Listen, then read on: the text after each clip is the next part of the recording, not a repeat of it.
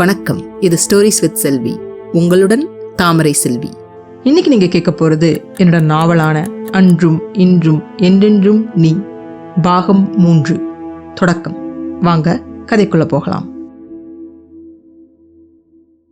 அத்தியாயம் 7. இனிமையான நினைவுகள். உங்களோட விதி என்ன அழிக்கிறதா? முகிலின் வார்த்தைகளின் அர்த்தம் புரியாமல் ஒரு கணம் திருதிருவென்று விழித்தாள் மாயா. நிமிடத்தில் அவனின் எண்ணம் விளங்க, இது உங்களோட அடுத்த நாடகமா? இதுல என்ன சூழ்ச்சி வச்சிருக்கீங்க? மன்னித்து விடு என்று சொல்லுவான் என்று எண்ணியவளுக்கு அவனது வார்த்தைகள் ஆத்திரத்தை மூட்டியது. அவளை அவன் என்ன முட்டாள் என்று நினைத்தானா? முட்டாள் கூட ஒரு தடவைதான் ஏமாறுவான். மீண்டும் மீண்டும் ஏமாறுவதற்கு அவள் என்ன பைத்தியக்காரியா? கோபமும் அருவருப்பும் ஒன்றை ஒன்று போட்டி போட அவனை எரித்து விடுவது போல பார்த்தாள் மாயா. கணத்தில் சோபா செட்டிலிருந்து எழுந்தவன் அவள் அருகில் சில எட்டுக்கள் எடுத்து வைத்துவிட்டு மீண்டும் 2 அடி பின்னால் நகர்ந்தான். நீ என்னை நம்பித்தான் ஆகணும். நான் உன்கிட்ட ஏற்கனவே சொன்னபடி 100% இல்லை, 200% நீ என்னை நம்பித்தான் ஆகணும். அப்பதான் இந்த வட்டத்தை நம்மளால உடைக்க முடியும் மாயா. மன்றாடி பழக்கமில்லாத அவனது குரல் அவளிடம் ஒருவித தீவிரத்துடன் மன்றாடியது. அவனை நம்பி ஏமாந்த அந்த நொடி நெஞ்சில் பச்சை குத்தியதைப் போல அப்பட்டமாய் அவளின் கண்களின் முன் விரிய, எப்படி உங்களை நான் நம்புறது? உங்களுடைய ஒவ்வொரு வார்த்தையும் நம்பி நம்பித்தானே நான் ஏமாந்தேன். நீங்க என்கிட்ட சொன்னது என்ன, ஆனா செஞ்சது என்ன? திரும்பவும் உங்களை நம்ப சொல்றது உங்களுக்கே அடுக்குமா? அவனின் துரோகம் அப்பொழுதுதான் நடந்தது போல அவளின் உயிரின் மூலமே அவனின் வார்த்தையில் ஆட்டம் கண்டது. அவனின் துரோகம் அப்பொழுதுதான் நடந்தது போல அவளின் உயிரின் மூலமே அவனின் வார்த்தையில் ஆட்டம் கண்டது. நெஞ்சை பிடித்தபடி எப்படி இவனால் அவனை நம்பச் சொல்லி கேட்க முடிந்தது என்ற எண்ணம் மட்டும் மீண்டும் மீண்டும் அவளின் காதில் ஒலித்து அவளை பாடாய்ப்படுத்தியது. புடைத்த நரம்பும் சிவந்த கண்களுமாய் தன்னை பார்த்து கொண்டிருந்தவளை ஒரு நிமிடம் ஆழமாக நோக்கினான். அவன் முகத்தில் இருந்த பதற்றம் கொஞ்சம் கொஞ்சமாய் குறைந்து எந்த உணர்ச்சியும் இல்லாத, எந்த உணர்ச்சியையும் காட்டாத நிலைக்கு மீண்டும் வந்தான் அவன். வலியை மறைத்த அதே மரக்கட்டை குரலில், உன் கண்ணால் பார்த்தா அப்ப என நம்புவியா என்று கேட்டான். சந்தேகத்தில் கண்கள் இடுங்க, எனக்கு தெரியாது என்றாள். அவனின் அந்த கொடிய முகத்தையும் சிரிப்பையும் பார்த்த பிறகு எதை பார்த்தாலும் அவனை நம்ப முடியும் என்று மாயாவிற்கு தோன்றவில்லை. ஆயினும் எதிரே நின்றவனின் முகம் அவளின் இதயத்தை பிசைய, அதை நான் பார்த்தப்புறம்தான் முடிவு செய்ய முடியும் என்றாள் வெளிரிய குரலில். இதற்காகவாவது சம்மதித்தாளே என்று எண்ணினானோ என்னவோ. ஒரு நிம்மதி பெருமூச்சை விட்டவன், புரியுது, என்ன நடந்ததுன்னு தெரிஞ்சுக்கணும்னா திரும்ப நாம் அந்த காலகட்டத்துக்கு போகணும். உன்கிட்ட இருக்கிற விடை தெரியாத கேள்விக்கு பதில் அங்கதான் கிடைக்கும்.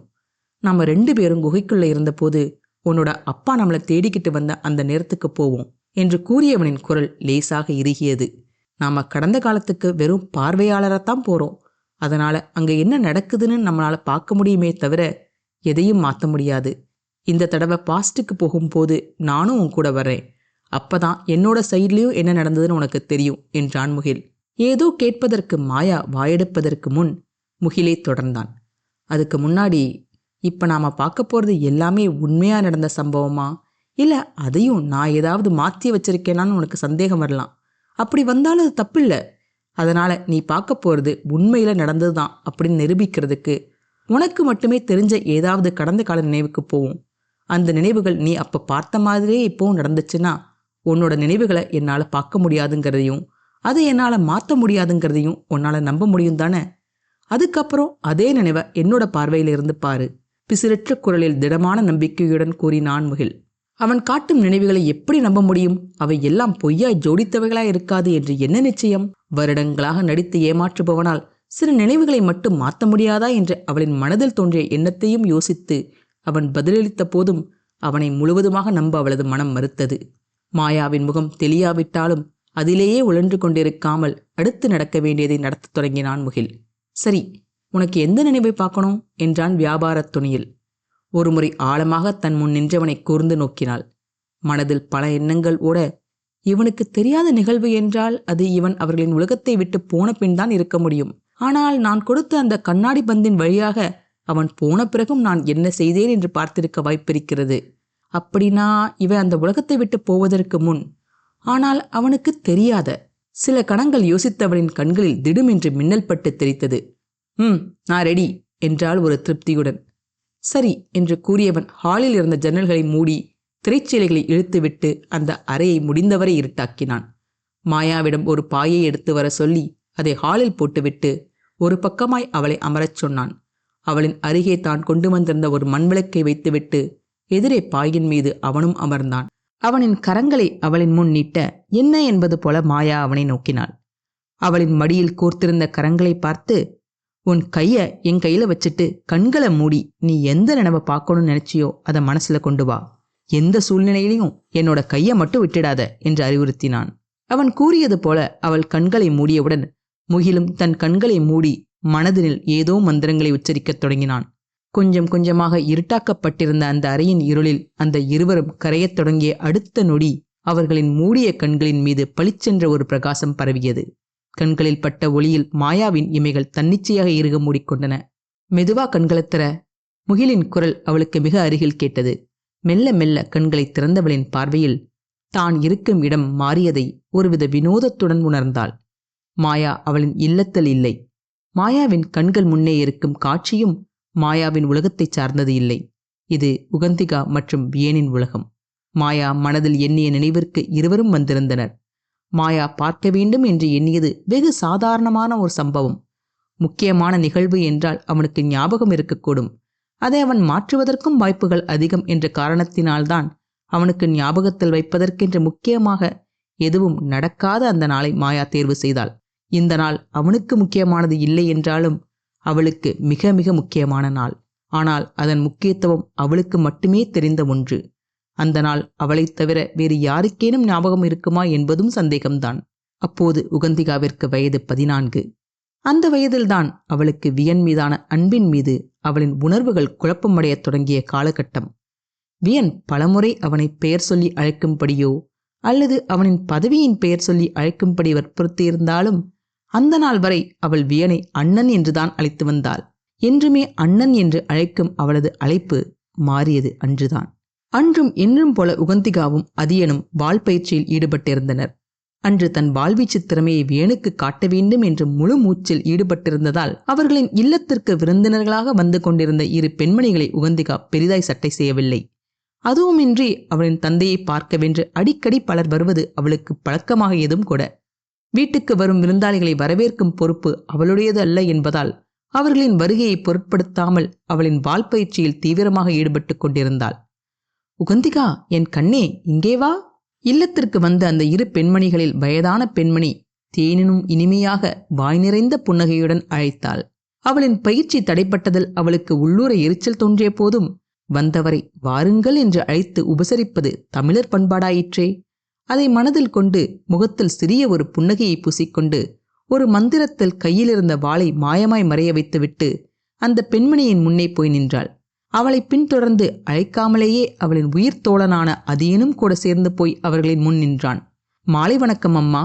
பணிவுடன் கைகளை கூப்பி பணிவோடு வணக்கம் தெரிவித்தாள். நன்றாயிரு நன்றாயிரு. கனிவோடு அவளை ஆசீர்வதித்துவிட்டு, நன்றாக வளர்ந்து விட்டாயே.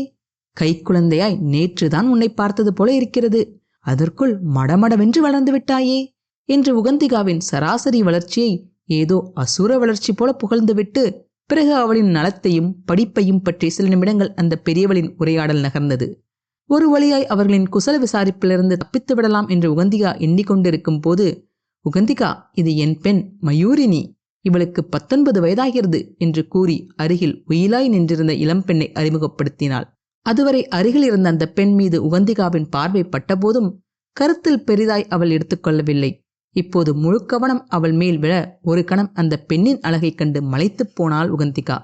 பெண்மைக்கு இலக்கணம் என்று இருந்தால் அதற்கு மறுபெயர் இந்த மயூரணியாகத்தான் இருக்க முடியும் என்று அவளின் மனதில் தோன்றியது.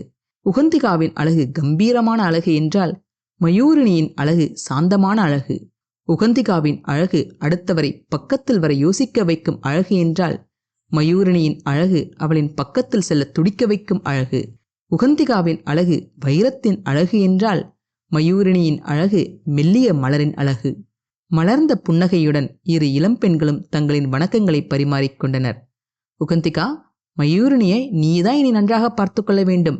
இனிமேல் இவள்தான் உன் உயிர் தோழி என்ற பெரியவளின் வார்த்தைகள் புரியாமல், நான் ஏன் இவர்களை பார்த்து கொள்ள வேண்டும்? என் உயிர்த்தோழி யாராக இருக்க வேண்டும் என்று இவர்கள் ஏன் முடிவு செய்கிறார்கள் என்று அவளின் மனதில் பல கேள்விகள் எழ அந்த கேள்விகளுக்கு அந்த பெரியவளே பதிலும் அளித்தார். சீக்கிரமே இவள் உனக்கு அண்ணியாக வரப்போகிறாள். கண்கள் மகிழ்ச்சியில் மின்ன அருகில் இருந்த அவளின் மகளை வாஞ்சையுடன் நோக்கினாள். அந்த இளம்பெண்ணோ வெட்கத்தில் முகம் சிவந்தபடி தலைகுனிந்து கொண்டாள். நிமிடத்தில் உகந்திகாவின் முகத்தில் கொதிக்கும் தண்ணீரை ஊற்றியது போல அவளின் உடல் முழுவதும் எரியத் தொடங்கியது. அதுவரை விருப்பு வெறுப்பு என்ற எந்த எண்ணமும் இல்லாமல் பார்த்த அந்த பெண்ணின் மேல் ஏனோ தாங்க முடியாத அளவிற்கு கோபமும் வெறுப்பும் மூண்டது. காட்டுக்கத்தலாய் கத்தி அங்கு வந்திருந்த இருவரையும் விரட்டிவிட வேண்டும் என்று துடித்த நாவை அடக்கிக் கொண்டாள் உகந்திகா. எதிரே இருந்த உகந்திகாவின் மனமாற்றம் புரியாமல் வந்த பெரியவள் அவளின் பேச்சை தொடரலானாள். சிறுவயதிலே வேணின் பெற்றோர்கள் தவறிவிட்டார்கள் அல்லவா? அதுவும் இல்லாமல் உன் தந்தைதான் வேணுக்கு குரு. தாய் தந்தைக்கு பின் குருதானே அந்த இடத்தை நிரப்புவார். அதனால்தான் உன் தந்தையிடம் பேசி உன் அண்ணனின் திருமணத்திற்கு ஒரு நல்ல நாளை குறிக்க வந்தோம் என்றால் குரலிலும் முகத்திலும் பெருமைப்படற. சிறு வயதிலேயே பெரிய பெரிய பட்டங்களை பெற்றதோடு அல்லாமல் அந்த தேவேந்திரனிடமே பெரிய பெயர் வாங்கியவன் தன் வீட்டிற்கு மருமகனாய் வருவது என்றால் சும்மாவா? வியன் என் அண்ணன் இல்லை. அந்த பெரியவளின் சந்தோஷ எண்ணங்களை உகந்திகாவின் கர்ண கொடூர குரல் கலைத்தது. அந்த நாள் வரை வியனின் அன்பில் பங்கு போட யாரேனும் வரக்கூடும் என்ற எண்ணம் ஒரு துளி கூட உகந்திகாவிற்கு தோன்றியது இல்லை. சிறுவயதில் அவளை விட மூத்த பெண்கள் வியனை பார்க்கும் பார்வை பிடிக்காவிட்டாலும் என் அண்ணன் என்ற கர்வம் தோன்றியதே ஒழிய அவர்களின் மேல் கோபம் என்று எதுவும் தோன்றியதும் இல்லை. அவளை பார்க்க வருவது போல அவனை பார்க்க வருபவர்களும் உண்டு. அதை பற்றி வியனிடமே பலமுறை கிண்டலும் செய்திருக்கிறாள். அப்பொழுது எல்லாம் அவளை விசித்திரமாய் பார்ப்பதோடு அதை பற்றி அவன் மேற்கொண்டு பேசியதும் இல்லை. வியனின் பார்வை அவர்களின் மேல் தேவைக்கு மேல், ஏன் தேவையே இருந்தாலும் அவர்களின் மேல் போகாத போது உகந்திகா எதை பற்றி கவலைப்பட வேண்டும்? வியனின் மனதில் அவளுக்குத்தான் முதல் இடம் என்று நிச்சயமாய் அவளுக்கு தெரிந்திருக்கும் போது மற்றவர்களைப் பற்றி அவள் என்றுமே பெரிதாய் எண்ணியதில்லை. ஆனால் மற்ற உறவுகளைப் போல திருமணம் சாதாரண உறவு இல்லை என்பது தெரியாத அளவிற்கு உகந்திகா சிறுபிள்ளையும் இல்லை. திருமணம் என்ற பந்தத்தில் இணைந்த தம்பதியர் ஈருடல் ஓருயிர் என்பது அவள் அறிந்ததும் தான். எதிரே நிற்கும் இந்த பெண் வியனின் மனைவி என்று ஆகிவிட்டால் ஈரேழு உலகத்திலும் அவனுக்கு நெருக்கமான உறவு என்றால் அது இவளாக மட்டும்தானே இருக்க முடியும். பின் தன்னிலை என்ன என்று எண்ணும் போதே ஏதோ பிடிக்காத மருந்தை வாயில் குடம் குடமாய் கொட்டியது போல வாயும் மனமும் கசந்து வழிந்தது. அந்த பெண் மற்றும் வியனின் திருமணத்தை பற்றி அந்த பெரியவள் பேச பேச ஆத்திரமும் அழுகையும் ஒரு சேர உகந்திகாவின் மனதில் முண்டியடித்துக் கொண்டு வந்தது. இதோ உன் அண்ணனே வந்துவிட்டார். பெரியவரின் குரல் உகந்திகாவை நிகழ்காலத்திற்கு இழுத்து வந்தது. தன்னிச்சையாய் அவன் குதிரையில் வரும் திசை நோக்கி திரும்பிய அவள் ஓடிப்போய் அவனை கட்டிப்பிடித்து அழவேண்டும் என்ற எழுந்த எண்ணத்தின் தீவிரத்திற்கு ஈடாக அவனை அங்கு வரவிடாமல் செய்ய வேண்டும் என்ற எண்ணமும் ஆங்காரமாய் அவளுள் எழுந்தது. அங்கு எப்பொழுதும் இல்லாமல் குழுமியிருந்த கூட்டத்தைக் கண்டு மரியாதை நிமித்தம் குதிரையிலிருந்து இறங்கி ஒற்றை கையில் குதிரையின் கடிவாளத்தை பிடித்தபடி அவர்களை நோக்கி நடந்தான் வியன். அவன் அருகில் வரவர உகந்திகாவிற்கு அழுகை துருத்தி கொண்டு வந்தது. ஆனால் அங்கிருந்த அந்த இரண்டு பெண்மணிகளுக்கோ உகந்திகாவிற்கு நேர் எதிராய் முகம் பூரிப்பில் விகசித்தது. உகந்திகாவின் அருகில் வந்து நின்றபடி புதிதாய் அங்கு வந்திருந்த இருவருக்கும் தலை சாய்த்து வணக்கம் கூறி அவர்களை வரவேற்றான் வியன். வியன் நடந்து வரும் வரை அவனை வைத்த கண் வாங்காமல் பார்த்துவிட்டு அவன் அருகில் வந்ததும் வெட்கத்தால் முகம் சிவந்து தலை குனிந்த மயூரனியை பார்க்க பார்க்க எரிச்சலாக வந்தது உகந்திகாவிற்கு. எப்படி இருக்கிறீர்கள் சேனாதிபதி? என்னை நினைவிருக்கிறதா? அன்பொழுக கேட்டாள் அந்த பெரியவள். ஏன் கேட்க மாட்டார்கள், வருங்கால மருமகனாயிற்றே என்று மனதினுள் புகைந்தாள் உகந்திகா. பணிவான புன்னகையுடன், நன்றாக நினைவிருக்கிறதம்மா. என் குருவின் உயிர் தோழரான கணியனின் துணைவியார் நீங்கள். கணியனையாவும் எனக்கு இன்னும் ஒரு குரு போலத்தான். போர் முறைகளைப் பற்றி எனக்கு அவர் நிறைய கற்றுக் கொடுத்திருக்கிறார். அது மட்டுமல்லாமல் அவரின் அரிய ஏடுகளின் பெட்டகத்தில் நுழைவதற்கும் அங்கிருந்த சுவடிகளை படிப்பதற்கும் அனுமதி தந்து என் அறிவாற்றலையும் வளர்த்தவரை நான் எப்படி மறக்க முடியும்? அவனது வார்த்தைகளில் நன்றியும் மரியாதையும் மிகுந்திருந்தன. நன்று நன்று. வியனின் அடக்கமும் பணிவும் நிறைந்த வார்த்தைகளை கேட்ட அந்த பெண்மணியின் முகம் திருப்தியில் 1000 சூரியன் ஒன்றாய் வானத்தில் வந்தது போல பிரகாசித்தது. வியன் அவர்களின் குடும்பத்தை புகழ்வதும் அதற்கு அந்த அம்மாள் ஏதோ பெரிய சாகசமே நடந்தது போல சிரிப்பதும் அதைக் கண்டு அந்த பெண் வெட்கத்தில் ஒடிந்து விழுவது போல நெளிவதும் இதை அனைத்தையும் பார்க்க பார்க்க உகந்திகாவிற்கு பற்றி கொண்டு வந்தது. அவளால் மட்டும் முடியுமென்றால் வியனை அந்த நிமிடத்திலேயே இழுத்து கொண்டு சென்றிருப்பாள். ஆனால் அது நாகரிகம் மட்டுமல்ல. அப்படி செய்தால் பின் வியனிடமிருந்தும் பெரிய புத்திமதி பெட்டகத்தை வாங்க வேண்டும் என்பதால் பல்லை கடித்தபடி பொறுமை காத்தாள். அவர்களின் முன் வியனின் மீது தனக்கிருந்த உரிமையை காட்ட நினைத்தாளோ என்னவோ. வியன், நான் கேட்ட இனிப்பு தின்பண்டங்களை வாங்கி வந்தீர்களா என்று அதிகாரமாக என்றும் இல்லாத திருநாளாய் அவனை முதன்முறையாய் பெயர் சொல்லி அழைத்தாள் அவள். உணர்ச்சியின் வேகத்தில் அவனை பேர் சொல்லி கூப்பிட்டு விட்டாலே ஒழிய உள்ளே நடுங்கிப் போயிருந்தாள் உகந்திகா. அவன் அவளை பேர் சொல்லி அழைக்கச் சொல்லியிருக்கிறான் தான். எனினும் இதுநாள் வரையில் அவனை அவள் பேர் சொல்லி அழைத்தது இல்லை. அதுவும் புதிதாய் வந்திருக்கும் விருந்தினர் முன் அழைத்ததை கண்டிப்பானோ என்று ஒருபுறம் மனதில் கவலையோட, மறுபுறம் என்ன இது புது பழக்கம், என்னை பேர் சொல்லி அழைப்பது என்று வியன் அவளை கண்டித்து விட்டால், அதுவும் அவர்களின் முன்னே கூறிவிட்டால் அவளுக்கு எவ்வளவு அவமானமாகிவிடும் என்று தவிப்பும் கவலையுமாய் அவனை ஏறிட்டாள் உகந்திகா. உகந்திகாவின் அழைப்பில் ஒரு கண வியப்பில் அவனது புருவங்கள் உயர்ந்ததைத் தவிர அவனின் முகத்தில் எந்த மாற்றமும் இல்லை. அவள் பயந்தது போல அவளை அவன் கண்டிக்கவும் இல்லை. மாறாக அதை மிகச் சாதாரணமாக எடுத்துக்கொண்டு ஒரு புன்முறுவலுடன், நீ கேட்டு நான் எதையேனும் மறந்திருக்கிறேனா, இதோ என்று கூறிவிட்டு சேனத்தின் பையிலிருந்து 2 பெரிய பொட்டலங்களை எடுத்து உகந்திகாவிடம் நீட்டினான். ஏதோ உலகத்தையே வென்றது போல அவளின் முகம் மகிழ்ச்சியில் திளைக்க, அவனிடமிருந்து அந்த 2 பொட்டலங்களையும் கிடைப்பதற்கு அரிதான பொக்கிஷம் போல கவனத்துடன் வாங்கினாள் உகந்திகா. என்ன தின்பண்டம் வாங்கி வரச் சொல்லியிருந்தாயம்மா? இது போன்ற சிறு சிறு வேலைகளை செய்வதற்கு நம் வீட்டில்தான் வேலையாட்கள் இருக்கிறார்களே. இனிமேல் அவர்களிடம் சொல்லம்மா.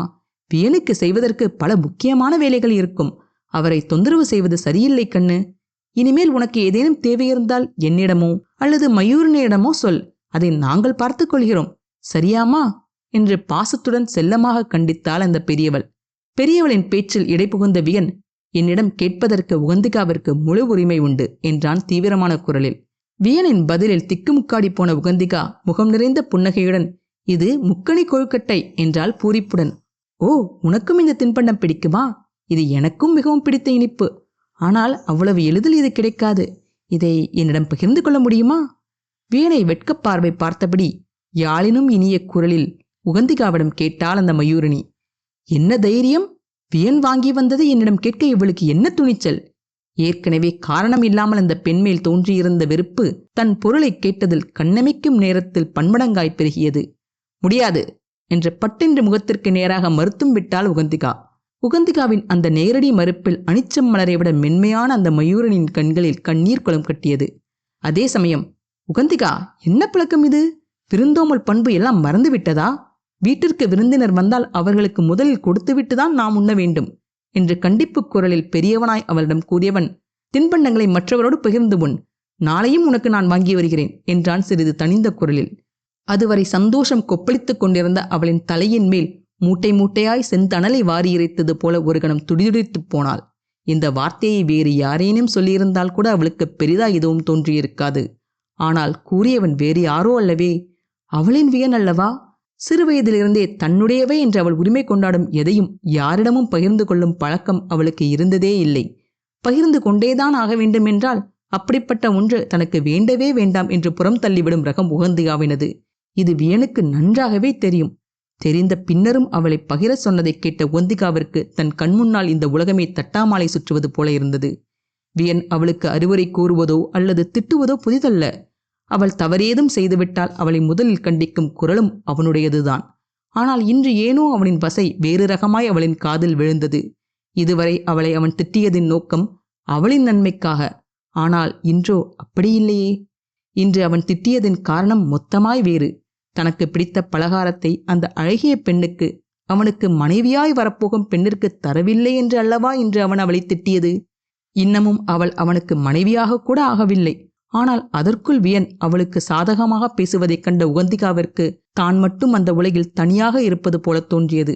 அங்கு இருக்கும் ஒவ்வொரு நொடியும் அவளை அனலில் போட்டு வாட்டி வதைப்பது போல அவளுக்கு தோன்ற, இதற்கு மேல் அங்கு நின்றால் சொல்லக்கூடாததை ஏதேனும் சொல்லிவிடுவோமோ என்றஞ்சி மறுவார்த்தை எதுவும் சொல்லாமல் தன் கையில் இருந்த அந்த 2 பொட்டலங்களையும் அந்த பெண்ணின் கையில் திணித்துவிட்டு அதேனின் கரத்தை பற்றி இழுத்து கொண்டு மானின் பாய்ச்சலில் அங்கிருந்து ஓடினாள். எவ்வளவு நேரமாய் ஓடினாள், எங்கு ஓடினாள் என்பது எதுவும் கருத்தில் படாமல் கால் போன போக்கில் அவளை வாட்டி வதைக்கும் அவர்களிடமிருந்து தப்பித்தால் போதும் என்ற ஒரே எண்ணத்தோடு வெகுநேரமாய் ஓடிக்கொண்டே இருந்தாள் உகந்திகா. மனம் கணத்தில் 7 உலகத்தையும் சுற்றி வரும். ஆனால் இந்த பூவுடலால் அது முடியாதே. ஓடி ஓடி களைத்த அவளது கால்கள் அதற்கு மேல் ஒரு அடி கூட நகர மறுத்தது.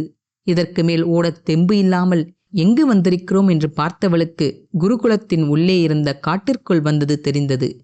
அதற்கு மேல் நிற்கக்கூட முடியாமல் தளர்ந்த தன் தோழியைக் கண்ட அதியனுக்கு அவளை பார்க்கவே பாவமாயிருந்தது. அவளின் கரம் பற்றி வா என்று ஒற்றைச்சொல் கூறியவனின் விரல்கள் சுடுக்கிட மறுகணம் இருவரும் குருகுலத்தில் உள்ள அவனது அறைக்குள் வந்து சேர்ந்தனர். இன்னும் சில நேரம் ஓடியிருந்தால் மயங்கி விழுந்தே இருப்பாள் போல தளர்ந்திருந்தது உகந்திகாவின் உடல்.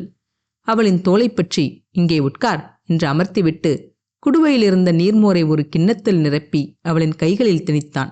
இல்லை, வேண்டாம் என்று மறுத்தவளை ஒரு முறைப்பில் அடக்கிவிட்டு குடி என்றவனின் வார்த்தையை அதற்கு மேல் மறுக்க முடியாமல் ஒரு மிடறு கஷ்டப்பட்டு விழுங்கினாள். மோரின் குளிர்ச்சி வறண்ட தொண்டைக்கு சிறிது ஆறுதல் அளிக்க அவன் அளித்த மொத்த நீரையும் முழுவதுமாக குடித்து முடித்தாள். சில நொடிகள் அவள் இயல்பு நிலைக்கு வருவதற்கு நேரம் கொடுத்து காத்திருந்தவன் அவளிடமிருந்து எந்த மாற்றமும் வராமல் போக அவளின் அருகே சென்றமர்ந்தான். அவனின் அருகாமை அவளை சுயநிலைக்கு கொண்டு வர, எதுவும் நீ கேட்கப் போவதில்லையா என்றாள் வறண்ட குரலில். உனக்கு என்னிடம் சொல்ல வேண்டும் என்று தோன்றினால் கண்டிப்பாய் சொல்லுவாய். என்னிடம் சொல்லலாம் என்று நீ முடிவெடுக்கும் வரை நான் காத்திருக்கிறேன் என்றான் புரிதலாய். அதியனின் மென்மையான புரிதல் மிகுந்த வார்த்தைகள் அவள் மனதில் சாட்டை அடி போல விழ, ஆனால் அவர் புரிந்து கொள்ளவில்லையே என்று மனதில் எழுந்த ஏக்கம் புழுவாய் அரிக்க, நிமிடத்தில் கண்கள் குளமாகிய கண்களை அதியனுக்கு காட்டாமல் தலையை குனிந்தபடி கையில் இருந்த கிண்ணத்தை உருட்டிக்கொண்டே, அதியா, உனக்கு புரிந்திருக்கிறது, அப்படியென்றால் ஏன் அவருக்கு புரியவில்லை? என்னது என்றானவைகளை என்னால் பகிர்ந்து கொள்ள முடியாது என்று அவருக்கு தெரியாதா? பின் ஏன் அவர் அப்படி சொன்னார்? அவர் அப்படி கூறினால் எனக்கு கோபம் வராதா? எனக்கு துயரமாயிருக்கும் என்பது கூடவா அவருக்கு தெரியாமல் போய்விட்டது? வார்த்தைகள் தொண்டையில் அடைக்க அதற்கு மேல் பேச முடியாமல் கண்களையும் இதழ்களையும் இறுக மூடிக்கொண்டாள். தன் தோழியின் நிலை அதியனுக்கு புரியாமல் இல்லை. மற்ற அனைத்தையும் எளிதாய் எடுத்துக்கொள்ளும் அவளால் வேனை பற்றிய சிறு விஷயத்தையும் அவ்வளவு எளிதாய் எடுத்துக்கொள்ள முடியாது என்பது அவன் அறிந்ததே. எதையோ பறிகொடுத்தது போல விக்கித்து நின்ற உகந்திகாவை காண்கையில் அதியனுக்கு மனம் வலித்தது. உகந்திகா, நீ தேவையில்லாமல் ஏதோ யோசிக்கிறாய் என்றுதான் நான் சொல்வேன். வீரன் அண்ணாவிற்கு இந்த சம்பந்தத்தை பற்றி தெரிந்திருக்கும் என்று எனக்கு தோன்றவில்லை. அது மட்டுமில்லாமல் அந்த பெண்ணின் இடத்தில் வேறு யாரேனும் இருந்திருந்தால் கூட அவர் இதையேதான் சொல்லியிருப்பார். அவர் அந்த பெண்ணிற்காக கூறவில்லை, உனக்காகத்தான் கூறினார் என்பது கூடவா உனக்கு புரியவில்லை என்றான் கண்டிப்பும் கரிசனமும் கலந்த குரலில். அவனது வார்த்தைகளில் விருட்டென்று நிமிர்ந்தவளின் கண்களில் சந்தேகமும் நம்பிக்கையும் மாறி மாறி போட்டி போட்டன. தலையை வலதும் இடதுமாய் ஆட்டியபடி, இருக்காது. சம்பந்தத்தை முடிவு பண்ணாமல் பெண்ணையே கூட்டி வந்திருப்பார்களா? சம்பந்தம் முடிவு பண்ணியது உன் அண்ணனுக்கு தெரியாமலா போயிருக்கும்? உன் அண்ணன் ஏற்கனவே அவளை, அந்த பெண்ணை பார்த்து பேசியிருக்க வேண்டும். உன் அண்ணனின் முடிவு தெரிந்ததால்தான் திருமணம் கண்டிப்பாய் நிச்சயமாகிவிடும் என்ற நம்பிக்கையில் வந்திருக்கிறார்கள். அப்படியே அவரின் சம்மதம் இல்லாமல் கூட்டி வந்தால் சும்மா பார்த்து கொண்டிருப்பாரா? தேவேந்திரனிடமே தைரியமாய் முகத்துக்கு நேராக அவர் மனதில் பட்டதை மறைக்காமல் ஒலிக்கும் சொல்லும் ரகமல்லவா உன் அண்ணன்? இப்பொழுது மட்டும் ஏன் வாயை மூடிக்கொண்டு மௌனம் காக்கிறாராம்? எல்லாம் அவர்களுக்குள் பேசி முடித்தாயிற்று. அதை உறுதிப்படுத்தத்தான் இருவரும் வந்திருக்கிறார்கள் என்றால் தழுதழுத்த குரலில். அது என் கூறியது போல இது பொய்யாக போகக்கூடாதா என்ற ஆசை ஒரு புறமும் நிராசை மறுபுறமுமாய் இருதலை கொள்ளி எறும்பு போல தவித்தாள். உகந்திகாவின் நிலையை பார்த்தபோது பாவமாக இருந்தாலும் அவளின் மொழி கேட்டு அதே நாள் அவன் முகத்தில் அரும்பிய குறிஞ்சிரிப்பை அடக்க முடியவில்லை. கண்களில் குறும்பு மின்ன, என் அண்ணன் கேள்வியாய் அவனின் ஒற்றை புருவம் ஏற, என்றிலிருந்து வியன் எனக்கு மட்டும் அண்ணனானார்? தலை சரித்து ஒற்றை விரலால் யோசிப்பது போல பாவனை செய்தவன் திடீரென்று ஞானம் பிறந்தது போல, இப்பொழுதுதான் எனக்கு எல்லாம் விளங்குகிறது. கடந்த சில மாதங்களாக நீ வியனை அண்ணன் என்று அழைப்பது இல்லை அல்லவா? பேரையும் கூறாமல் நீங்கள், வாங்கள், போங்கள் என்றுதானே கூப்பிடுகிறாய். ஏன் இந்த திடீர் மாற்றம்? கண்களில் வைரத்தை மிஞ்சும் ஒளி மின்ன அவளை ஆர்வத்துடன் கேட்டான் அதியன். இதே கேள்வி அவள் மனதிலும் இயலாமல் இல்லை. பல நாட்களாக இந்த கேள்வி அவள் மனதை போட்டு குடைந்த போதும் ஏனோ அதன் பதிலை ஆராய்வதை தள்ளி போட்டு கொண்டே இருந்தாலே ஒழிய அந்த கேள்விக்கான பதிலை எதிர்கொள்ளும் துணிச்சல் அவளிடம் இல்லை. ஆனால் இன்று அந்த கேள்விக்கான பதில் உச்சந்தலையில் ஓங்கி அடித்தது போல அவளுக்கு தெள்ளத் தெளிவாய் விளங்கியது. வெளுத்த இதழ்கள் துடிதுடித்து கோண, என் வியனை என்னால் வேறு யாருடனும் பகிர்ந்து கொள்ள முடியாது. அவர் எனக்கு மட்டும்தான். அவரின் பாசம், கோபம், அவரின் வருத்தம், அக்கறை, கவலை, அவரின் வசை அனைத்தும் எனக்கு மட்டும்தான். இந்த உலகத்தில் அல்ல, 7 உலகத்திலும் அவரின் அன்புக்கு பாத்திரமானவள் நான் ஒருத்தி மட்டுமாகத்தான் இருக்க வேண்டும். அவரை வேறு யாரேனும் நெருங்கினால் அல்லது அவர் வேறு யாரோடும் நெருங்கி பழகினால்? அந்த எண்ணங்களில் அவளின் உடல் நடுநடுங்கியது. இதற்கு என்ன அர்த்தம் என்று விளங்காமல் போகும் அளவிற்கு உகந்திகா முட்டாளும் அல்ல, அல்லது சிறு குழந்தையும் அல்ல. உகந்திகா வியனை காதலிக்கிறாள், இதுதான் உண்மை. ஆனால் என்ன பரிதாபம்! அவளின் காதலை அவள் அறிந்து கொண்ட சமயம் வியன் வேறொருத்திக்கு சொந்தமாகப் போகிறார். அந்த எண்ணத்தில் அவளின் மொத்த உலகமும் ஒளியிழந்தது போல அவளுக்கு கண்ணை கட்டியது. ஓவென்று கதறி அள வேண்டும் என்று துடித்த மனதை கண்களில் தேக்கியபடி அதியனை நோக்கினாள். அவளின் பார்வையின் அர்த்தம் புரிந்தவனாய், நீ வியனை காதலிக்கிறாய் அல்லவா என்றான் சிரிப்பில் உதடு துடிக்க. அப்படியென்றால் இனிமேல் நான் உன்னை அண்ணி என்றுதான் அழைக்க வேண்டுமா? அவளின் வேதனை புரியாமல் அவளை கேலி செய்தான் அதியன். கிண்டல்தான் என்றாலும் அதியனின் வார்த்தைகள் அவள் முகத்தில் காணாமல் போயிருந்த புன்னகையை கொண்டு வர, மறுகணமே புன்னகையில் விருந்த அவளது உதடுகள் வாடிய மலர் போல வதங்கி சுருங்கியது. உனது அண்ணி மயூரினி என்றால் விரக்தியை மறைத்தபடி. இது என்ன சிறுபிள்ளைத்தனமான பேச்சு உகந்திகா? அவர்களின் சம்பந்தம் இன்னும் முடிவாகவில்லையே. அப்படியே முடிவாகி இருந்தாலும் நீ வியனை விரும்புகிறாய் என்று உன் தந்தையிடம் கூறினால், ஏன் என் அண்ணனிடம் கூறினால் கூட போதுமே. அவர் இந்த திருமண பேச்சை கண்டிப்பாய் நிறுத்தி விடுவார். உன் பேச்சுக்கு வியன் என்று மறுப்பு கூறியிருக்கிறார். அவருக்கு நீ என்றால் மிகவும் பிடிக்கும் என்று உனக்கு தெரியாதா என்ன என்று எண்ணெயில் போட்ட கடுகாய் பொரிந்தான் அதியன். உகந்திகாவின் முகத்தில் ஒரு சோகம் உருவல் படர்ந்தது. இருக்கலாம், ஒருவேளை எனக்காகவோ அல்லது என் தந்தைக்குப்பட்ட நன்றி கடனாகவோ என்னை திருமணம் செய்து கொள்ள சம்மதம் கூட தெரிவிக்கலாம். ஆனால் எனக்கு வேண்டியது அவரின் பாசம் மட்டுமல்ல, காதலும் தான். என்னை மணக்க வேண்டும் என்ற எண்ணம் அவருக்கு இல்லாமல் ஏதோ ஒரு கட்டாயத்தின் பெயரினால் என்னை அவர் திருமணம் செய்து கொள்வதை விட அவமானம் எனக்கு வேறு ஒன்றுமில்லை. அப்படித்தான் என் காதல் நிறைவேறும் என்றால் எனக்கு அப்படிப்பட்ட வாழ்க்கையும் வேண்டாம். அதைவிட நான் உயிரை விடுவதே மேல் என்றால் உணர்ச்சி பொங்க. காதல் முக்கியம்தான், ஆனால் காதலை விட தன்மானம் முக்கியம். காதலை இழந்தால் கூட அந்த நினைவிலேயே வாழ்ந்து விடலாம். ஆனால் சுயத்தை இழந்த பிறகு ஒரு நொடியேனும் வாழ்வது இழுக்கு என்றது அவளின் பேதை மனம். சரி, பின் என்னதான் செய்யப் போகிறாய்? நான் வேண்டுமானால் என் தாயிடம் சொல்லி உன் தந்தையிடம் பேச சொல்லவா? என் தந்தை சொன்னால் உன் தந்தை அதை தட்டமாட்டார் என்ன என்றான் ரகசிய குரலில். கூடவே கூடாது, வேண்டவே வேண்டாம் என்றால் பிடிவாதமாய். இப்படி எதற்கும் மாட்டேன் என்றால் என்ன செய்வது? பிறகு என்னதான் செய்வதாய் உத்தேசம்? ஒரு காரியத்தை எடுத்தால் ஒரு முடிவாய் முடிவெடுக்கும் உகந்திகாவா நீ? ஆற்றாமை கோபமாய் மாற அவளை உழுக்காத குறையாக கேட்டான் அதியன். முகத்தின் வேதனைகளின் வரி ஓடியிருந்த போதும் உகந்திகாவின் கண்களில் தீர்மானம் நிறைந்திருந்தது. அவளது தோள்களை பற்றிய கரங்களை ஆதரவாய் தட்டியபடி, அதியா, உனக்கு புரியவில்லை. அவர் என்னை காதலிக்க வேண்டும் என்று நான் விரும்புகிறேன். மற்றவர்களின் வார்த்தைக்காகவோ அல்லது என் தந்தையின் மேல் உள்ள பாசத்திற்காகவோ, ஏன் என் மேல் உள்ள பாசத்திற்காகவோ என்னை திருமணம் செய்து கொள்ள அவர் ஒப்புக்கொள்வது எனக்கு அவமானம். மயூரணியுடனான இந்த திருமணத்திற்கு அவர் ஒப்புக்கொண்டால் அவரின் மனதில் நான் இல்லை என்று நிச்சயமாய் தெரிந்துவிடும். ஒருவேளை அவர் இந்த திருமணத்தை மறுத்துவிட்டால், கண்கள் பளபளக்க, முகத்தில் நம்பிக்கை ஒளிப்படர, என்னை அவர் காதலிக்க ஒரு சிறு நம்பிக்கையேனும் இருக்கிறது. இன்றில்லாமல் என்றாவது ஒரு நாள் அவர் மனதில் என்னை ஏற்றுக்கொள்வார் என்ற நம்பிக்கை எனக்கு இருக்கும்.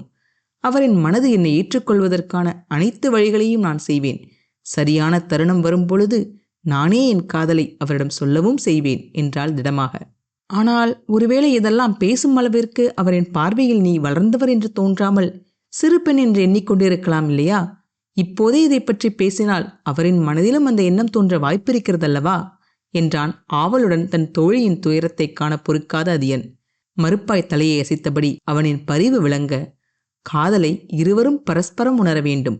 அவர் என்னை சிறு பெண் என்று எண்ணியிருக்கலாம். அதனால் அவருக்கு இணையானவளாய் என்னை அவர் தனக்கு சரிசமமாக நினைக்க வைத்த பிறகு என் காதலை நான் அவரிடம் சொல்வேன். நான் சொல்வதற்குள் அவர் வேறு யாரையேனும் விரும்பினாலோ அல்லது மனம் செய்ய முடிவெடுத்தாலோ அந்த கணமே என் மனதில் உள்ள காதலை யாரும் அறியாவண்ணம் என் மனதோடு தோண்டி புதைத்து விடுவேன். கண்களில் தவிப்பும் தீர்மானமுமாய் பேசியவளின் பார்வை எதிரே இருந்த அதியனின் மேல் ஆழமாய் விழுந்தது. அதியா, இது உனக்கும் எனக்கும் மட்டும் தெரிந்த ரகசியம், புரிகிறதா என்றால் கண்டிப்பான குரலில்.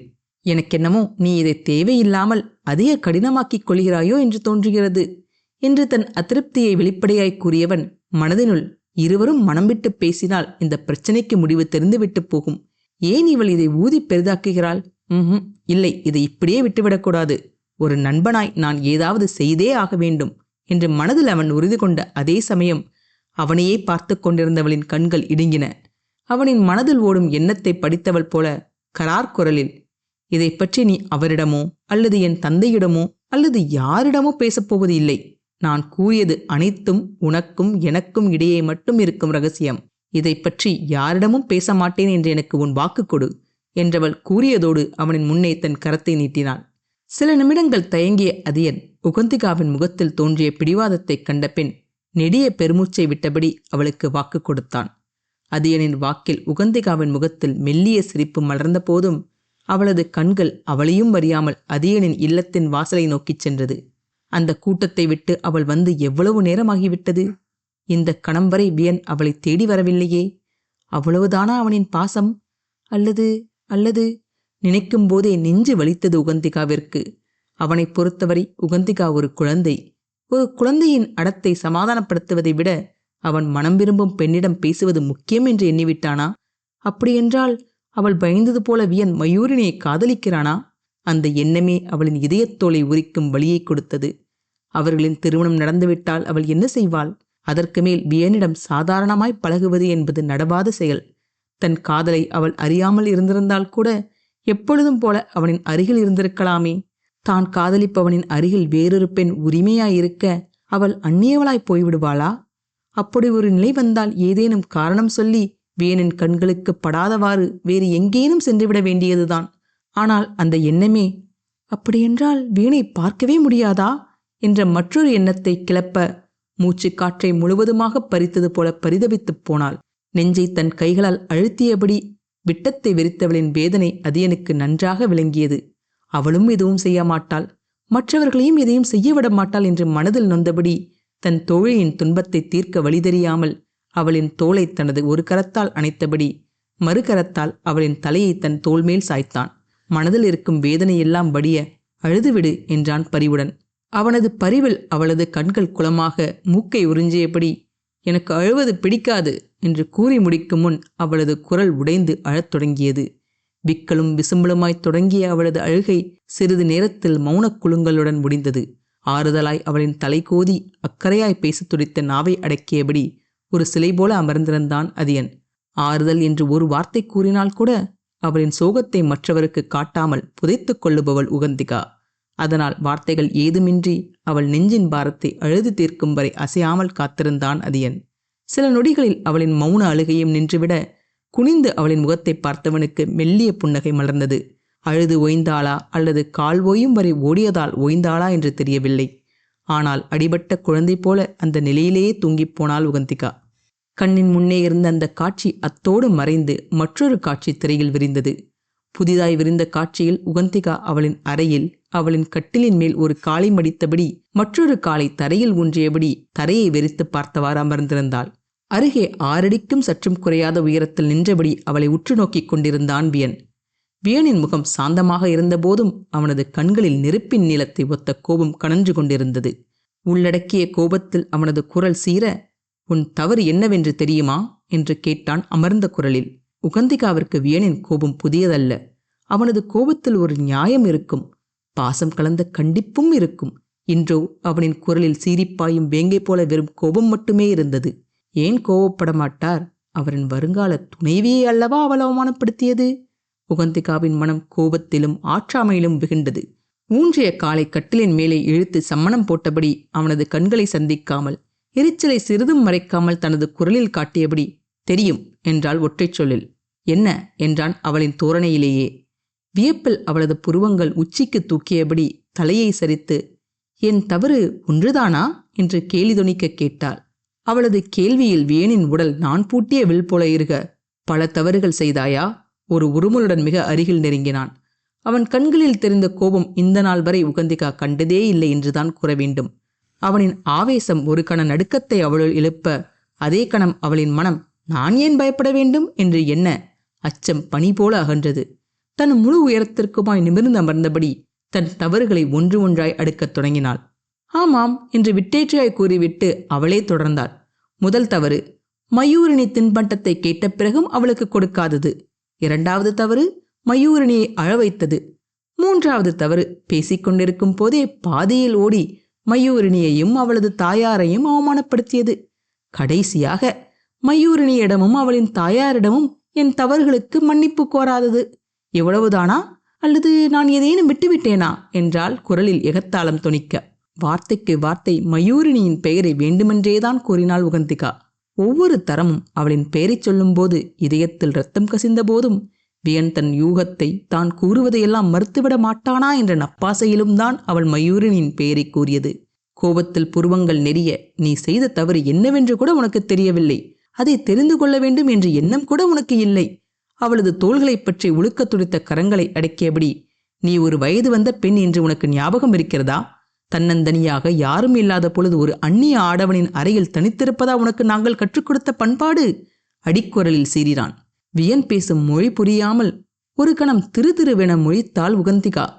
வந்தவர்களிடம் எப்படி நடந்து கொள்ள வேண்டும், மயூரினியிடம் மரியாதையாக நடக்க வேண்டும் என்று பாடம் நடத்துவான் என்று எதிர்பார்த்தவளுக்கு அவன் கூறியதன் அர்த்தம் புரிய சில நிமிடங்கள் தேவைப்பட்டது. யாரை பற்றி நீங்கள் பேசுகிறீர்கள்? அதியனை பற்றியா? நிஜமாகவா? உகந்திகாவிற்கு அவளின் காதையே அவளால் நம்ப முடியவில்லை.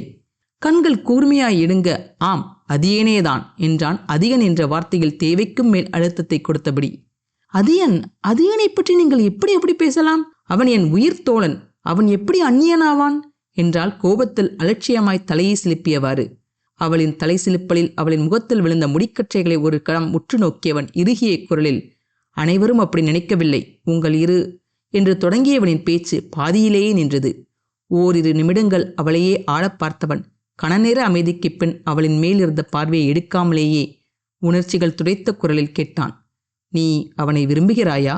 கண்ணிமைக்கும் நேரத்திற்குள் உகந்திகாவின் பதில் வந்து விழுந்தது. இல்லை, நான் உங்களை விரும்புகிறேன். முகம் இறுக மனதினுள் எண்ணிக்கொண்டாள். பூட்டிய நான் தளர்ந்தது போல அவன் உடல் சற்று அமைதியுற அவளின் கண்களை நேராக பார்க்காமல், நான் உன்னை நம்புகிறேன், உன் வார்த்தையை பொய்யாக்கி விடாதே என்றான் சற்று தனிவான குரலில். சரி, உனக்கு வாங்கி வந்த பலகாரங்களை சாப்பிடு என்று அவளது கட்டிலின் அருகே அதுவரை அவளின் கருத்தில் படாத பையை காட்டினான். உன் சார்பாக நான் அவர்களிடம் மன்னிப்பு கேட்டுவிட்டேன். உன்னுடைய தின்பண்டங்களை யாரிடமும் பகிரவும் இல்லை என்று அழுத்தமாக கூறியவன் அவளின் மறுமொழிக்கு எதிர்பார்க்காமல் அறையை விட்டு வெளியேற திரும்பினான். வியனின் விலகல் மொத்தமாய் போய்விடுவானோ என்ற பயத்தை அவளுள் கிளப்ப சொல்லனா துக்கத்தில் அவளது தொண்டை இறுகியது. கண்களின் பின்னே 1000 ஊசிகள் குத்தி இதோ வரப்போகிறேன் என்று துருத்துக் கொண்டிருந்த வெந்நீர் மலைக்கு அணை போட்டுவிட்டு வியன் மனதின் நடுக்கம் குரலில் தெரியாமல் மறைத்து அவனை மெதுவாக அழைத்தாள். அவளின் அழைப்பில் ஒரு கணம் சிலையாய் நின்றவன் மெல்ல அவளை நோக்கி திரும்பினான். நீங்கள் அவர்களை மனம் செய்யப் போகிறீர்களா? ஒரு வழியாய் மனதில் அரித்து கொண்டிருந்த அந்த கேள்வியை கேட்டுவிட்டால்தான். ஆனால் கேட்ட பிறகு அதன் விடை ஒருவேளை அவள் எதிர்பார்த்தது போல அல்லாமல் இருந்துவிட்டால்? 1000 எண்ணங்கள் உள்ளத்தை பிசைய உட்கண்ணத்தை கடித்தபடி தன் பயத்தை மறைத்து கொண்டு, நான் மயூரினியை சொன்னேன் என்றாள். கணத்தில் உலகத்தையே சுற்றி வருமாம் இந்த பொல்லாத மனம். ஒருவேளை இந்த சிறுபெண் தன்னை கண்டுபிடித்து விட்டாளே என்று சங்கடப்படுகிறாரோ? அதனால்தான் எனக்கு பதில் சொல்ல தயங்குகிறாரோ? மனதில் தோன்றிய எண்ணம் மனதிற்கு இதமளிக்காமல் வெந்த புண்ணில் வேலை பாய்ச்ச அதற்கு மேல் அடங்க மாட்டேன் என்ற அவளது கண்ணீர் கண்களில் குளம் கட்டத் தொடங்கியது. பட்டென்று தலையை குனிந்து தன் முகத்தை மறைத்து கொண்டாள் உகந்திகா. தன் துயரத்திலே மூழ்கியிருந்தவளுக்கு தன் அருகே திடீரென்று ஏதோ அசைவது போல தோன்ற என்னவென்று பார்ப்பதற்காக தன்னிச்சையாய் சட்டென்று தலையை தூக்கினாள். தூக்கியவளின் கண்கள் அவளின் மிக அருகே நின்று கொண்டிருந்த வேனின் மேல் விழுந்தது. கண்களாலேயே சில பாம்புகள் மயக்க வைக்குமாம். அவனின் பார்வையில் மயங்கி கண்களை எடுக்க முடியாமல், எடுக்கவும் தோன்றாமல் அவனையே பார்த்து கொண்டிருந்தவள் கண்ணீர் கட்டிய தன் முகத்தை மறைப்பதற்காக மீண்டும் தலையை குனிந்தாள். சற்று முன்வரை பாறை போல இறுகியிருந்த அவனது முகம் இப்பொழுது எப்பொழுதும் போல அவளை மென்மையாய் பார்த்து கொண்டிருந்தது. அவனது இதழ்களில் கூட மெல்லிய ஒரு புன்னகை தவழ்ந்து கொண்டிருந்தது. அவளது அந்த அவசர செயலில் அவனது புன்னகை மேலும் விரிய குறும்பாய் தலை சரித்து ஆட்காட்டி விரலால் அவளது நாடியை தூக்கி தனது கண்ணோடு கலக்க விட்டபடி, இல்லை, நான் அவளை மனம் செய்யப் போவது இல்லை. எனக்கு ஏற்ற பெண்ணை திருமணம் செய்ய இன்னும் சில வருடங்கள் நான் காத்திருக்க வேண்டும் என்றான். குழல் இனிது யாழ் இனிது என்பார்கள். ஆனால் அந்த தருணம் உகந்திகாவிற்கு வியனின் குரல் அவை அனைத்தையும் விட இனிமையாய் காதில் வந்து பாய்ந்தது. அவளின் கண்களும் முகமும் சந்தோஷ பூரிப்பில் விகசிப்பதை ஒருவித திருப்தியுடன் பார்த்தவன் வாஞ்சையுடன், ஏற்கனவே மிகவும் தாமதமாகிவிட்டது, நல்ல பெண்ணாக இரு, நான் உன்னை நாளை சந்திக்கிறேன் என்று கூறிவிட்டு அவளது அறையை விட்டு வெளியேறினான் வியன். அதுவரை பாறை போல கனத்திருந்த அவளது உள்ளம் அவன் மயூரினியை மணக்கப் போவதில்லை என்ற செய்தி கேட்டதும் பஞ்சு போல லேசாக ஆகியது. தன்னை வியனிடம் நிரூபிக்க, தன் காதலை அவனிடம் சொல்ல இன்னமும் தனக்கு வாய்ப்பிருக்கிறது என்ற நம்பிக்கையில் நிம்மதியாய் தூங்கச் சென்றாள் உகந்திகா. திரையில் பார்த்து கொண்டிருந்தது போல அந்த காட்சி அப்படியே அந்த கணம் புரிந்தது. அந்த காட்சியின் பின்னொலியில், இப்ப என்ன நம்புறியா என்றது முகிலின் குரல். மனம் முரண்டாலும் என்று அரைமனதாய் அவனின் கேள்விக்கு பதிலை கூறிய மாயா, இந்த நினைவுகள்ல நீங்க எந்த மாற்றமும் செய்யல என்று ஒப்புக்கொண்டாள். அதற்கு மேல் எதை பற்றியும் விவாதிக்காமல், நீங்கள் எனக்கு முதல்ல எந்த நினைவை காட்டப் போறீங்க என்றாள் ஆர்வத்துடன். இதேதான், ஆனால் அதை என் கண்களில் இருந்து பார் என்றான் முகில். முகிலின் குரல் கூறிய மறுகணம் திரையில் உறைந்திருந்த காட்சி மறைந்து மீண்டும் வேறொரு காட்சி அவர்களின் முன்னே விரிந்தது. கண்முன்னே விரிந்த காட்சி ஏற்கனவே பார்த்ததுதான். அதியனின் கரத்தை பற்றி கொண்டு அவள் ஓட ஆரம்பித்த அதே காட்சியிலிருந்துதான் மீண்டும் கதை தொடர்ந்தது. உகந்திகா தலைதெறிப்பது போல ஓட்டம் எடுக்க அவளை பின்தொடர முயன்ற வியனை சுக்கிரனின் வருகை தடை செய்தது. மரியாதையின் நிமித்தமாக வந்திருந்த விருந்தாளிகளை அவரின் இல்லத்திற்குள் அழைத்துச் சென்று நலம் விசாரித்த பின் புறப்படலாம் என்று காத்திருந்தான் வியன். குருவே, நீங்கள் உங்கள் பேச்சை தொடருங்கள், நான் சென்று உகந்திகாவை அழைத்து வருகிறேன் என்று கூறிவிட்டு அங்கிருந்தவரிடம் விடைபெற்று கிளம்ப முயன்றவனை சுக்கிரனின் குரல் தடுத்தது. அதற்கு அவசியமில்லை, அவள் அதியனுடன் தானே இருக்கிறாள், அதனால் ஆபத்தொன்றுமில்லை என்ற வியனின் எண்ணத்தை அசட்டை செய்தார் சுக்கிரன். அந்த இரு பெண்களில் மூத்தவள் வியனை பார்த்து சிரித்தபடி, தம்பி, அவர்கள் இருவரும் மிக பொருத்தமான ஜோடி. அவர்கள் ஒருவரை ஒருவர் புரிந்து கொள்வதற்கு தனிமை அவசியம் என்றால் கண்கள் உள்ளார்ந்த அர்த்தத்தில் சிரிக்க. எந்த மாற்றத்தையும் முகத்தில் காட்டாவிட்டாலும் வியனின் உடல் இரும்பாய் இறுகியது. நரம்புகள் கைகளில் புடைக்க அதை மறைக்கும் வகையில் கைகளை பின்னால் கட்டிக்கொண்டு விரல்களை இறுக மூடியவனின் முஷ்டி வெளுத்தது. கைகளை காற்றில் ஆட்டியபடி, உகந்திகா இன்னும் சிறு பெண், அவளை பற்றி நாம் இப்பொழுது யோசிக்க தேவையில்லை. அவள் மற்றும் அதியனை பற்றிய சங்கதியை நாம் பிறகு பார்த்து கொள்ளலாம். நாம் இன்று பேச வேண்டியது அவர்களின் விஷயமல்ல என்று கூறியவரின் கண்கள் பளபளக்க ஒயிலாய் நின்றிருந்த மயூரனின் மேல் பாய்ந்து பின் அங்கு கற்சிலையாய் நின்றிருந்த வியனின் மேல் விழுந்தது. வியன், உனக்கு மயூரனின் தந்தை பற்றி ஏற்கனவே நன்றாக தெரியும். தேவசேனையில் எனக்கு நிகரான படைத்தளபதி அவர். தேவலோகத்தில் அவருக்கு பெரிய பெயரும் உண்டு. உனது ஆசான் என்கிற முறையில் உன் திருமணத்தை மயூரனியுடன் நிச்சயிக்கலாம் என்று முடிவெடுத்திருக்கிறேன். நீ என்ன சொல்கிறாய்? கண்கள் பெருமையில் மினுமினுக்க ஆர்வத்துடன் வியனை நோக்கினார் சுக்கிரன். குருவே, நான் என்றும் உங்களை என் தந்தையாகத்தான் எண்ணுகிறேன். உங்கள் வார்த்தை என் தந்தையின் வார்த்தைக்கு நிகரானவை. ஏன், உங்களின் வார்த்தையை என் சிறமேற்கொண்டு நிறைவேற்றுவது என் கடமை.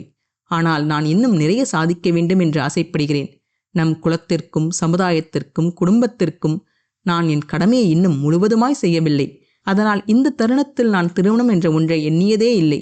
அதற்கான நேரமும் இன்னமும் வரவில்லை என்பது என் அபிப்பிராயம். தங்களின் வார்த்தைக்கு எதிர்வார்த்தை பேசுவதாக எண்ண வேண்டாம். தற்போது எனக்கு திருமணத்தில் நாட்டமில்லை, என்னை மன்னித்து விடுங்கள் என்றான் பணிவுடன். ஆனால் அந்த பணிவின் பின்னால் இரும்பை விட அதிகமான உறுதி இருந்ததை அவனை வளர்த்த சுக்கிரனுக்கு புரியாமல் இல்லை.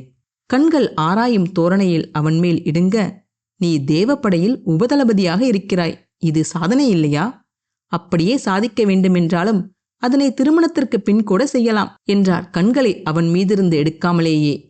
குருவே, நான் நமது உலகத்தில் மட்டுமல்ல பிற உலகங்களிலும் அமைதியை கொண்டு வர பாடுபடும் நம் மன்னருக்கு உறுதுணையாக இருக்க வேண்டும் என்று எண்ணம் மேற்கொண்டுள்ளேன். இந்த தருணத்தில் என் கவனம் வேறு எதிலும் சிதறக்கூடாது. அதற்காகவே நான் திருமணம் இப்பொழுது வேண்டாம் என்று மறுக்கிறேன் என்றான் அழுத்தமான குரலில். வியனின் காரணத்தை அசைபோட்டபடி அவனை ஆழமாய் நோக்கினார் சுக்கிரன்.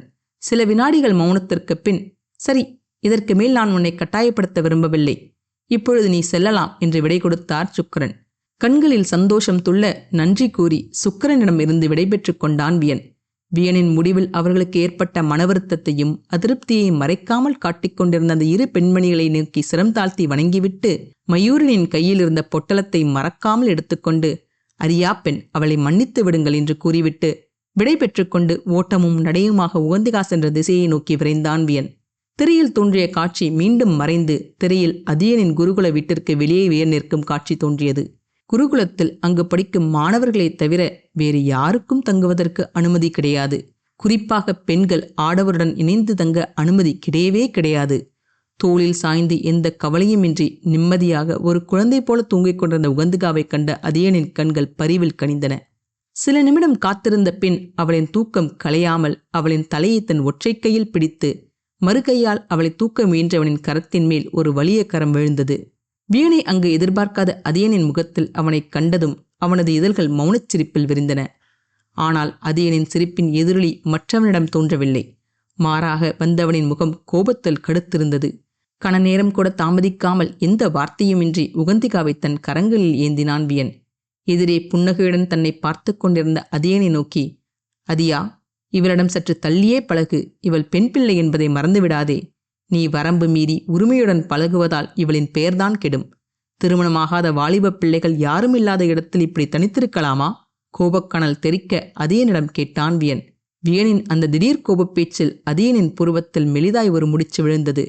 கண்கள் கூர்மையுற வியனை நோக்கி, இன்னொரு பெண்ணுடன் நிச்சயமான ஆண் திருமணமாகாத ஒரு பெண்ணை தொட்டு தூக்கலாமா என்ன என்று எதிர்கேள்வி கேட்டான் அதியன். வியனின் முகம் ஒரு கணம் கடினமுற அவளின் கைவிரல்கள் அவளின் தோளில் அழுத்தமாய் பதிந்தது. அவருக்கு திருமணம்? தூக்கத்தில் சிறு சினுங்களுமாய் விசும்பலுமாய் அரட்சிய அவளின் மீது வியனின் பார்வை மென்மையாய் படிந்தது. அவளது வார்த்தையில் வியனின் முகம் தெளிவுற இதழ்களின் ஓரம் அடக்க முடியாத புன்னகை அரும்பியது. அவர்கள் இருவரையும் பார்த்து கொண்டிருந்த அதியனை நோக்கி, என் மனம் யாருடனும் நிச்சயிக்கப்படவில்லை, என் திருமணம் இவள் என்றவனின் வார்த்தைகள் காற்றில் கரைந்து போக அவளை தூக்கிக் கொண்டு சென்றான் வியன். இந்த பதிவு உங்களுக்கு பிடிச்சிருந்ததுன்னா மறக்காம லைக் பண்ணுங்க, ஷேர் பண்ணுங்க, சப்ஸ்கிரைப் பண்ணுங்க. என்னோட பதிவுகளை உடனுக்குடனே தெரிஞ்சுக்கிறதுக்காக பெல் பட்டனையும் கிளிக் பண்ணுங்க. மீண்டும் அடுத்த அத்தியாயத்தில் சந்திப்போம். நன்றி, வணக்கம்.